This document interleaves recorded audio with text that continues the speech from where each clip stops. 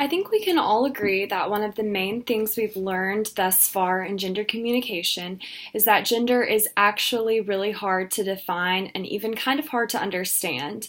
In today's world, it goes beyond a textbook definition of being masculine or being feminine. It deals with social constructs, both old and new, race, biological factors, personal factors, region, and so much more. I think Chapter 7 did a really good job of giving an overview of a lot of different ways that we become gendered.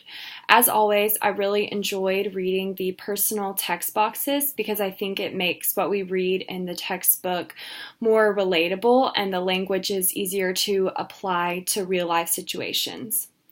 This week's discussion question is there an aspect of becoming gendered that you have experienced in your own life that you could share with us in creating your own dialogue box?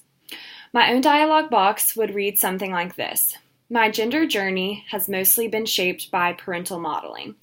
As soon as I was old enough to start picking up on the ways my parents enacted their genders, I would actively seek to fulfill my own gender development in similar activities. So although my mom no longer has a job and is mostly what you would consider a stay-at-home mom, she still does quite a bit of work for everyone, both in the house and outside of the house. She did at one point have a job and worked when my sister and I were little, and it's always been emphasized from both of my parents that being a girl or being feminine is never an excuse or a way to be held back.